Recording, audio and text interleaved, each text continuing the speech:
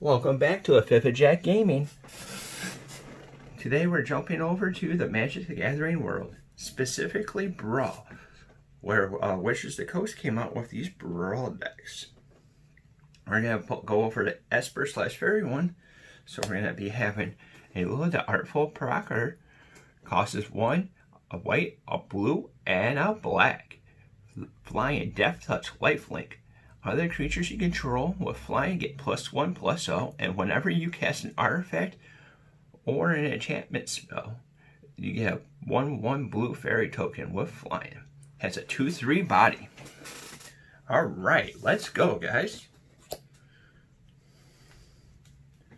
We're going to be coming in with Law of Mage's Binding. Costs 1, a white, and a blue for an enchantment that has Flash. An enchanted creature can attack, block, or activate any abilities. We gotta send it to the Prison Realm, which costs 2 and a white. And when Prison Realm enters the battlefield, exile a target creature or planeswalker until Prison Realm leaves the battlefield. When it comes in, we get to scry 1. Concave Tribunal costs 3 and a white, has Convoke. That means it can tap for 1, or whenever we want to tap a creature, it would also make it cost 1 less. When Concave Tribunal enters the battlefield, exile a target non-land permanent an opponent controls until Concave Tribunal leaves the battlefield. Frogify is an enchantment that allows us to enchant a creature, and it loses all abilities and becomes a blue frog creature with a 1/1 power and toughness base. All That Glitters costs 2 and a white. Enchanted creature gets +1/+1 for each artifact or enchantment that we control. Angelic Exhaustion costs 3 and a white.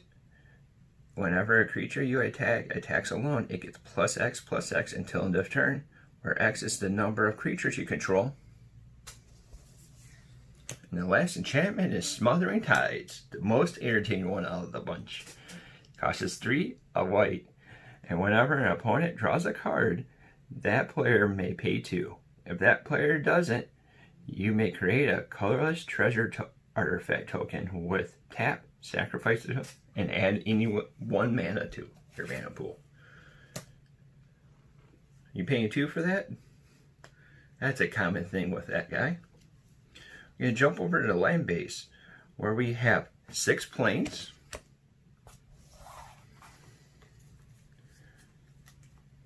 5 islands,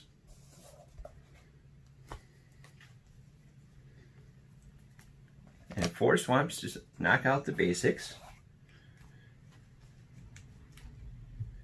And then for the non-basics, we have Command Tower, add 1 mana of any color in your commander's identity color. Azorius Guildgate comes into play tapped, but it taps for a blue or a white. Dimir Guildgate comes into play tapped as well. Taps for a blue or a black. Dismal Blackwater comes into play tapped, and when it enters the battlefield, we gain 1 life. Taps for a blue or black as well. Emergent Zone, taps for a colorless, or we could pay 1, sacrifice Emergent Zone. Well, pay 1, tap it, sacrifice Emergent Zone. And we may cast spells with Flash this turn, or as if they had Flash this turn. Wow, that was a pretty wordy way of saying that. Evolving Wilds has tap, sacrifice it, look for a basic land card, and it comes into play tap, and then shuffle our library. Orzhov Guildgate comes into play tapped. We can tap for a black or a white. Scour Barrens also comes into play tapped, but when it comes into play, we gain 1 life, and also taps for a white or a black. Twinkle Cove enters the battlefield tap. We gain 1 life as well as it comes in, and taps for a white or a blue. Temple of Silence comes into play tap, and scry 1, taps for a black or a white. Scry 1 means we get to look at the top If we like it, keep it there. If not, get rid of it. Into the graveyard, or goes to the bottom of the library, not the graveyard. Watery Grave. It comes into play tapped, unless we want to pay 2 life. And then it also taps for a blue or a black. Our one shock land out of the bunch. Quite shocking. Next is going to be the creatures that we have in the deck. Empyrean Angel. Gotcha. Empyrean Eagle is a 1, a white, and a blue. It's a bird spirit with a 2/3 body. Flying. Other creatures with flying get +1/+1. Arcanist Owl has 4 hybrid mana, so it can tap for either blue or white. It's a bird with a 3/3 body. Flying. When Arcanist Owl enters the battlefield, look at the top 4 cards of a library. Reveal an artifact or an enchantment card from them, and put the rest, or put a card in your hand, and put the rest at the bottom of your deck in a random order. Shiny Chaser costs 1, a white, and a blue. For a fairy, that's a 1/1 body. Flying. Vigilance. Shiny Chaser gets a +1/+1 as long as you control an artifact. And then, also, Shiny Chaser gets +1/+1 as long as we control enchantment. Gordor Monitor costs 1 and a blue. For a construct that has a 1/4 body. When Gordor Monitor enters the battlefield, untap a target artifact or a creature you control. Faerie Scribe costs 4 and 3 white.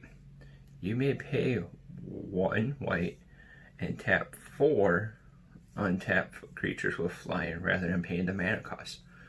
Flying, lifelink, other creatures you control have flying and indestructible. She has a 7/7 body. Shimmering Dragon costs 4 and 2 blue. A dragon that has a 5/6 body. Flying, and as long as we control 4 or more artifacts, Shimmering Dragon has hexproof. Tap 2 untapped artifacts you control. Draw a card. Get that draw engine going. Animating Fairy costs 2 and a blue with a 2/2 body. And it has flying, but it has this little thing of adventure. It says Bring to Life, costs 2 and a blue. And it's a sorcery. A target 9 creature artifact you control becomes a 0/0 artifact creature. Put +4/+4 counters onto it. Another way or another thing like that is a Workshop Elders. Costs 6 and a blue with a 4/4 body. Artifacts you control have flying, or artifact creatures you control have flying. At the beginning of your combat turn, you may have a target non-creature artifact you control become a 0/1 or a 0/0 artifact creature. If you do, put 4 +1/+1 counters on it. Kind of like the animated fairy there. And then last creature is Massacre Girl. Costs 2 black and 3. Menace, and when Massacre Girl enters the battlefield, each other creature gets -1/-1 until end of turn. Whenever a creature dies this turn, each creature other than Massacre Girl gets -1/-1 until end of turn. Has a 4/4 body. Alright, now we're going to jump over into the artifacts. A Draw a Banner, it costs 3, and as it enters the battlefield, we get to choose a color. Creature of the chosen color gets +1/+0. And it also taps to add a 1 mana of that chosen color. Scammering Suit costs 3. Scammering Suit's power is equal to the number of artifacts or enchantments that we control. See, there's the power that goes over with it, and it has a 3 bottom. Scampering Claws costs 1. Tap it. Player exile a card from their graveyard. Or we could pay 1, sacrifice Scampering Claws, exile a target card from a graveyard, and then we get to draw a card. Gilded Globe costs 2. When it enters the battlefield, we get to draw a card, pay 2, tap it, sacrifice below, and we get to add 2 mana of a different color. Mana Geode costs us 3. When it enters the battlefield, we get to scry 1, add 1 mana of any color. When we tap it, Bloodsoak Altar costs us 2 black and 4. Tap it, pay 2 life, discard a card, sacrifice a creature, and then we get to create a 5/5 black demon creature with flying. Activate this ability only when you can cast a sorcery. Ancestral Blade costs us 1 and a white. When Ancestral Blade enters the battlefield, we get to create a 1/1 white soldier creature on the battlefield and attach Ancestral Blade to it. Equipped creature gets +1/+1, and equipped cost is 1. Now we have the Golden Egg that costs us 2. When it enters the battlefield, we get to draw a card. You can pay 1, tap it, sacrifice it, and gain 1 mana of any color. Or we can pay 2, tap it, sacrifice it, and gain 3 life. The chase card from these precons is Arcane Signet. Costs us 2. Tap it, add 1 mana of any of our commanders and color identity. Jump into the bottom of the well with Witching Well. Costs us 1 blue. When Witching Well enters the battlefield, scry 2. Pay 3, 1 and a blue. Sacrifice Witching Well, and we get to draw 2 cards. Every story has a well in it somewhere. Our Bag of Holding costs us 1, and whenever you discard a card, exile that card from your graveyard. You may pay. Whenever you discard a card, exile that card from your graveyard. Draw 2, or you could pay 2, tap it, draw a card, and then discard a card. Or you could pay 4, tap it, sacrifice Bag of Holding, and return all exiled cards with Bag of Holding to their owner's hands.